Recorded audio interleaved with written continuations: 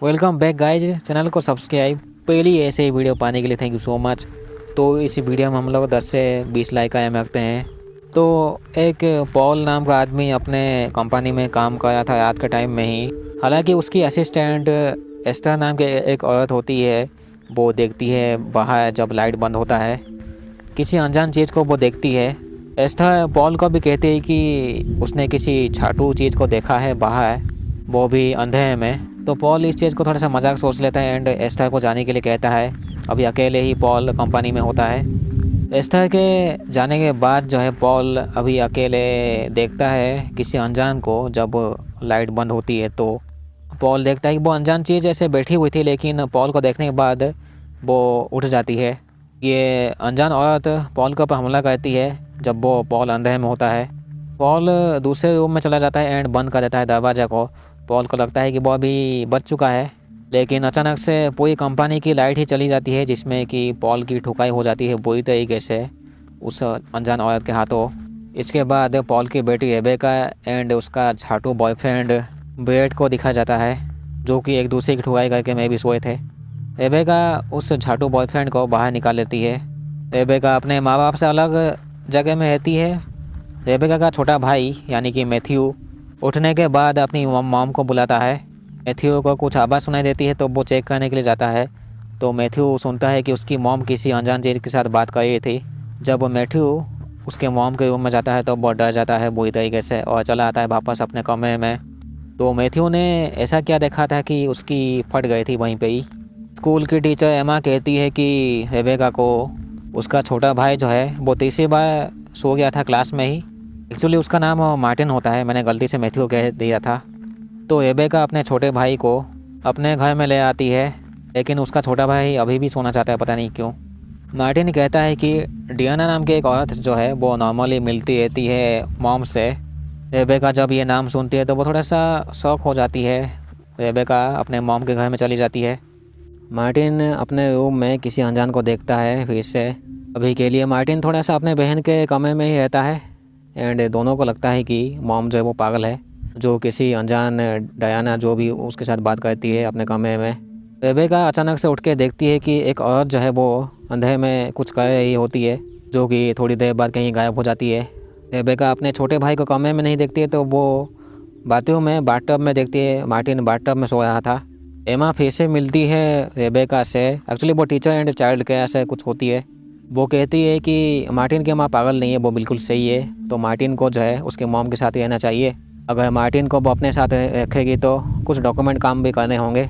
Rebecca floor में देखती है कि डायना लिखा हुआ है नीचे। इसका मतलब ये है कि ठुकाई वाला डायना है, जो कि बहुत जल्द इन सब की ठुकाई करने वाली है रेबेका के हिसाब से।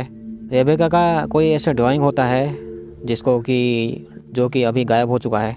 जब उसे उसका ड्राइंग मिलता है तो एक्चुअली उसके फैमिली का ड्राइंग होता है जो वो बचपन में बनाई थी, लेकिन उसके जो पापा का जो ड्राइंग होता है उसमें गलत का निशान बनाया हुआ होता है। इसका मतलब ये है कि जो भी ऐसा ड्राइंग लिया था इसको, वो चाहता है कि रेबेका का बाप का ठुकाई हो जाए। हालांकि रेबेका के बाप का ठुकाई हो चुका है जिसका नाम है पॉल। एक्चुअली वो सौतेला बाप होता है रेबेका का। रेबेका जब 10 साल की थी तो उसकी बाप मर चुका था। रेबेका एंड उसका झाटू बॉयफ्रेंड जो है वो रेबेका अपने मॉम के घर में ले आती है। यहाँ पे ये लोग कुछ ढूंढते हैं। एक फ़ोटो इनको मिलता है जिसमें कि 2 लड़कियाँ होती है, लेकिन वो दूसरा लड़की का जो फेस है वो ठीक से दिख नहीं रहा था। फ़ोटो के पीछे सोफिया एंड डायना लिखा हुआ था। सोफिया एक्चुअली नाम होता है रेबेका का मॉम की। इनको एक पुरानी टेप रिकॉर्डिंग मिलती है, उसको चेक करते हैं तो डायना नाम की एक पेशेंट होती है जिसको कि लाइट से एक्चुअली उसे कुछ पसंद नहीं है लाइट। वो हमेशा अंधेरे में रहना पसंद करती है। यहाँ पे इनको बहुत से ऐसे लैब के फ़ोटो मिलती है जिसमें मैं भी डायना को ठीक करने की कोशिश कर रहे थे। तभी दरवाज़ा बंद होता है एंड आवाज़ इनको एक सुनाई देती है कि इन सभी चीज़ों से जो है दूर रहने के लिए एंड उससे जो है दूर रहने के लिए, यानी कि रेबेका की मॉम से। रेबेका के हिसाब से जो है वो जो भी है वो अनजान चीज़ या फिर डायना वो सोफी से अलग होना नहीं चाहती है बिल्कुल भी। तभी 2 सेकंड के लिए जो है रेबेका हवा में होती है। जब मार्टिन अपनी मॉम से फिर से मिलता है तो मार्टिन की मॉम कहती है कि हम तीनों को जो है अभी अच्छे से रहना चाहिए। इस तीनों में जो है रेबेका की माँ होती है एंड मार्टिन एंड अननोन कोई, जो वो कहती है हम तीनों को मज़े करना चाहिए, अच्छे से रहना चाहिए। उस थर्ड पर्सन में जो है एक्चुअली रेबेका नहीं होती है उस थर्ड नंबर में। इसका मतलब ये है कि जिस चीज़ को वो डायना मानती है मार्टिन की मॉम, उनके हिसाब से वो अभी भी है उनके आसपास। अभी जो है मार्टिन एंड उसकी माँ ही घर में होते हैं। तो रात के टाइम में मार्टिन की मॉम कहती है लाइट बंद करने के लिए, क्योंकि वो किसी से मिलवाना चाहते हैं मार्टिन से, जो कि उसकी दोस्त होती है डायना। मार्टिन सुन के जो है उसकी फट जाती है। मार्टिन की माँ कहती है कि वो डायना उस टाइम मरी नहीं थी, वो अभी वापस आ चुकी है, जो कि अभी उसकी दोस्त है। मार्टिन की मॉम जब लाइट बंद करती है तो वो डायना आती है। मार्टिन उसको देख के जो उसकी हालत ख़राब हो जाती है, लेकिन मार्टिन जो है उसको देख के लाइट बंद ऑन कर देता है, जिसके वजह से जो है डायना एक चाटा मारती है मार्टिन की माँ को।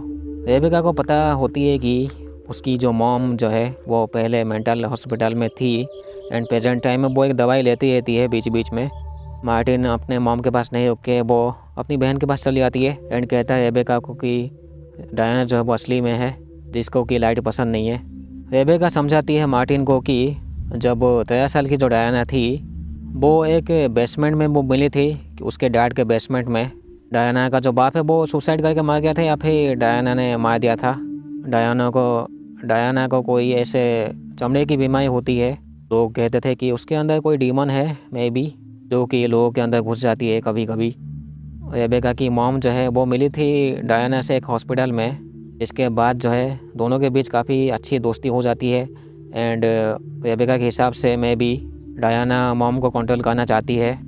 डॉक्टर ने एक्सपेरिमेंट किया था डायना के ऊपर, लेकिन क्या हो जाता है कि वो मर जाती है उस एक्सपेरिमेंट में। इनकी बातें चली थी तभी ये दरवाज़ा नॉक होता है, लेकिन बाहर कोई होता नहीं है। डायना खींचती है मार्टिन को अचानक से, जैसे तैसे रेबेका बचा लेती है अपने छोटे भाई को। इतना होने के बाद जो है ये तीनों मॉम के घर में चले जाते हैं। रेबेका कहती है अपनी मॉम से कि वो छाटू डायना कब की मर चुकी है, लेकिन उसकी मॉम मानती नहीं है। अभी के लिए ये तीनों जो है डिसाइड करते हैं कि इस घर में रहे। रेबेका की मॉम उसको एक नोट देती है जिसमें लिखा हुआ था कि उन्हें मदद चाहिए। इतना बोल के वो अपने कमरे का दरवाज़ा बंद कर देती है। रात के टाइम में जो है ये लोग थोड़ा सा कैंडल जला के रखते हैं, तभी सब लाइट जो है वो बंद हो जाती है। मार्टिन की आंखें खुल जाती है। कैंडल लेके वो बाहर चला जाता है अपने रूम से, तो वो देखता है डायना को, जो कि अंधेरे में होती है। डायना मार्टिन को खींच के एक कमरे में बंद कर देती है, साथ में रेबेका को भी। कमरे के बाहर जो है बेड होता है। डायना वो काफ़ी अच्छे से बजाती है बेड को। बेड बाहर निकल के वो गांडू जैसे भाग जाता है यहाँ से। अभी जो है डायना अपने दोस्त सोफी को पीटती है, यानी कि रेबेका की मॉम को। तभी रेबेका को एक ब्लू कलर की लाइट मिलती है।